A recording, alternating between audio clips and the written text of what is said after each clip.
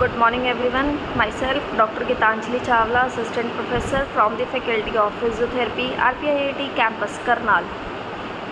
First of all, welcome to our YouTube channel, that is RPIIT Academics. And if you like the content of our videos, you can also like and share them.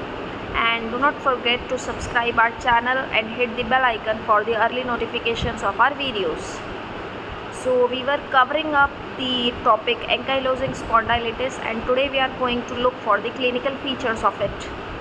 So it is 50 to 30 years of age can be affected, and it is more common in males, and gradual onset of aching, pain and stiffness of SI and LB, sacroiliac and lumbar bones, muscle spasm, stiffness after a period of rest which improves with movement, pain worsen at night, early morning and sitting for long periods, disturbed sleep, pain in the heel, pubic symphysis, manubrium sterni, costosternal joints and temporomandibular joint. तो ये कुछ clinical features हैं जो कि affect कर सकते हैं, जैसे जो कि हमें दिख सकते हैं। 15 से 30 साल के लोग ज़्यादा अफेक्ट होंगे, ज़्यादातर मेल्स अफेक्ट होंगे।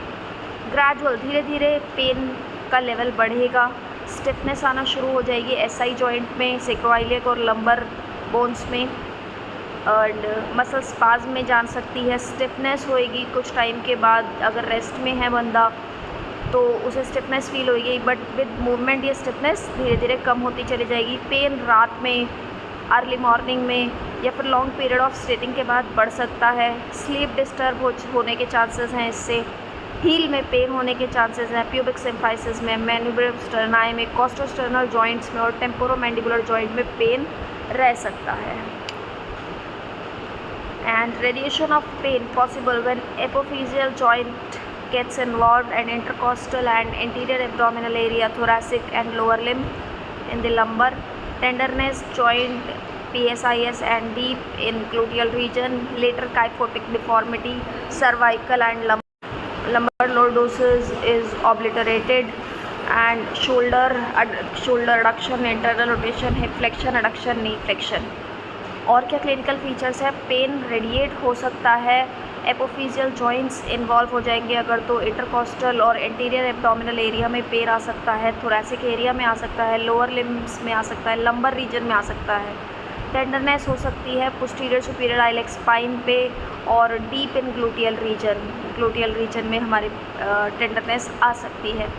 काइफोटिक डिफॉर्मिटी हो सकती है, सर्वाइकल एंड लंबर लोटोसिस बढ़ सकता है, कम हो सकता है, और शोल्डर एडक्शन में जा सकता है, इंटरनल रोटेशन में जा सकता है, हिप फ्लेक्शन और एडक्शन में जा सकता है, नीज़ पे फ्लेक्शन हो सकती है। पल्मोनरी क्लिनिकल फीचर्स हमें क्या क्या देखने को मिल सकते हैं? Chest expansion restricted because of costovertebral joint, vital capacity decreases, apical lobe fibrosis with cavitation, pleural effusion and thickening.